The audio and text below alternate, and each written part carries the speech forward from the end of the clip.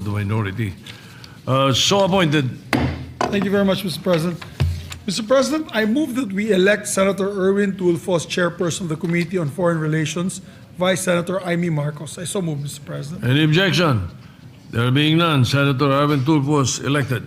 May we recognize the former chair, Senator Amy Marcos, for manifestation. Senator Amy Marcos is recognized. Thank you very much, Mr. President, Majority Leader.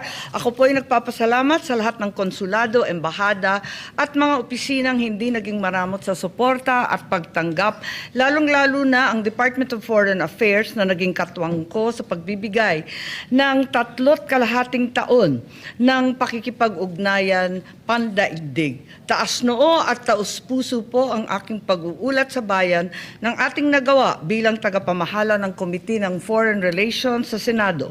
Ang bawat tagumpay ay bunga ng makapilipinong paglilingkod ng Senadong naniniwala sa aking kakayahan. Nagpapasalamat ako at ang aking opisina sa pagkakataong iangat ang Senado at ang Pilipinas mismo sa bawat pulong sa ibayong dagat. Salamat sa mga kapwa kong senador sa kanilang kumpiyansa at pagtitiwala sa mga hakbang na ginagawa para lamang sa bayan, walang halong damdaming personal o politika. Nagtrabaho at nagtagumpay tayo, hindi kailanman nagpakabog sa bawat ganap sa anumang sulok ng daigdig sa loob ng 3.5 taon. Ang inyong lingkod ay nahalal bilang kinatawan ng IPU sa UN, sa United Nations noon sa Geneva, Switzerland para sa pulong ng Asia Pacific at napili rin bilang Secretary General ng Asia Pacific Parliamentarians on the Environment sa Seoul, South Korea. At ating kinumbida pa sa Pilipinas silang lahat sa Hunyo.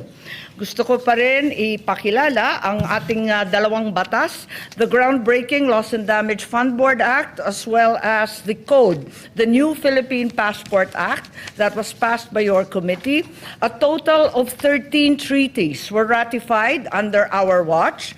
The Violence and Harassment at Work, the Double Taxation Acts, the Social Security Agreements, Cultural Diversity, a long-standing, almost 20-year-old treaty pending for the longest time, and several other acts that should be perhaps the template for many to follow, the Transfer of Sentenced Persons Treaty, the Host Country Agreements, the Philippines-U.S. Narcotics Control, and the Marine Diversity Act.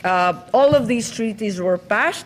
Also, a total of 8 inquiries in aid of legislation into the Philippine-U.S. Task Force, the One China policy, some very controversial issues, the Ayungin Shoal incident, the inquiry on the U.S. Air Force landing, the Afghan visa applicants, and of course, the infamous ICC hearings on the kidnapping and